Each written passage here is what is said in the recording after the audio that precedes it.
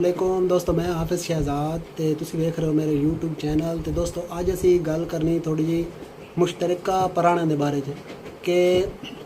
मुश्तरका पराणे जिहड़े होंदे ना वो जिस जात आंदे ना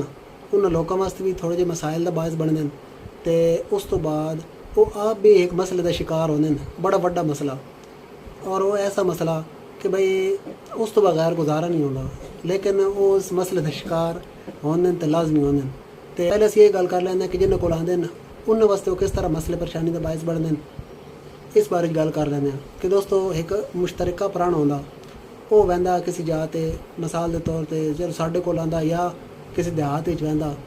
तो वह ना 3-4 घरों का 5 घरों का ना सज होंदा।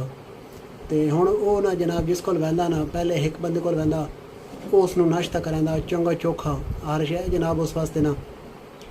वो औखी करे सौखी करे वो जनाब करके ना उस अगे रखेंदा ते अंडे ते पराठे ते होर जो कोई लगदा ना उसकी खिदमत कोई कसर नहीं छोड़ेंदा। ते उत्थे जनाब वो जिस टाइम दो रल के बंद ना वो मकामी ते वो पराना वो जनाब ना वो दूजे जिहड़ा घर हो सी ना मतलब मुश्तरका उन्हां दे बारे च ना गलबात शुरू होवे सन खाण पीना ते उन्हां दा ना गिला करे सन ते उन्हां दी खामियां ते ये वो अगे पिछे चंगी भली करे सन। तो ये पुराना जोड़ा ना ये उन्होंने दे बारे च इसनूं थोड़ा जा मुतनफर करे सी। हर दोपहरी जनाब वो जिस दे बारे च मुतनफर करे सी ना उसको लग वैसी उत्थे जनाब रोटी खासी वो बंदा भी ना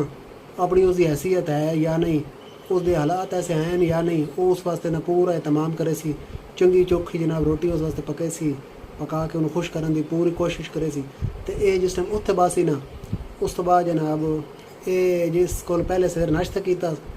उसका भी तो जिस को शाम का खाना सन उसका भी उन्होंने गिला करे सी, रल के दोए बह के ना गिला करे सन। तो एक दूजे जड़ा पुराना है ना वो पिछले जिसको नाश्ता किया ना उस दे बारे ते अगों जिसको रोटी खानी उस दे बारे इसका दिल जड़ा ना वो खराब करे सी, उसनों ना मुतनफर करे सी। खा पी के उत्थे बेकार मरे सी जनाब उठ सी ते वह जिसको शाम की रोटी खानी उसको लग वे सी उत्थे जनाब शाम की रोटी चंगी चोखी खा के पिछले दूहां दे जनाब गिला शिला सही करके तो उत्थों जनाब ना उठदा तो पे वहदा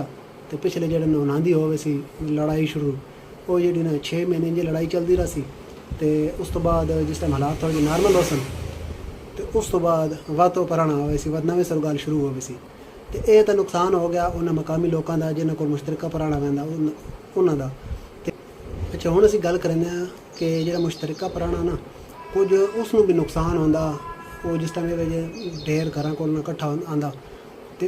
उन्हें नुकसानात के बारे गल करें कि भाई वो एक आंदा तो वो मिसाल के तौर पर मेरे को पुराना आंदा साडा भी रिश्तेदार है अगे साढ़े 2 घर हैं उन्होंने भी रिश्तेदार या 3 घर उन्होंने भी रिश्तेदार है। वो जनाब इतने साढ़े को असी इतों चाह पानी करे सी, चाह पानी करके तो वो अगले घर लग गए सी तो उत्थे ना बैठे गप शप लैने जो टाइम हो गई सी दोपहर की रोटी का। वो जनाब उत्थे रोटी वो वाले आखे सन उसनों कि भाई यार रोटी खा ले तो वो कौन खासी वो आखे सी मेरी रोटी तो ना पिछे पक्की मैं तो दवाई खासा। अच्छा वो तो रोटी कौन खाधी पिछले जड़े ना वो मुतमैन होने भाई वो गया हूँ रोटी का टाइम हो गया उत्थे ही खा ले सी। तो इंज करके ना वो अगा का रहा ना पिछा का रहा तो वो मैं तो आख्या ना भाई एक ऐसी चीज़ है कि जिस तो बगैर गुजारा औखा। तो हो सकता वो घरों सवेरे नाश्ता करके आया टाइम हो गया 2 बजे का 3 बजे का तो वो हुण इंज करके ना वो अगा का रहा ना पिछा का रहा तो अपने पेट का जो नुकसान कर पाता। तो इस गल के बारे थोड़ा क्या ख्याल है कि थोड़ी राय है कि मैं गल्लां जी 2 कीतियां ये ठीक कीतियां या गलत कीतियां इस बारे कॉमेंट अपनी राय जी ना वो जरूर दस्सै। तो मिलते हैं इंशाअल्लाह अगली वीडियो में। अल्लाह हाफिज़।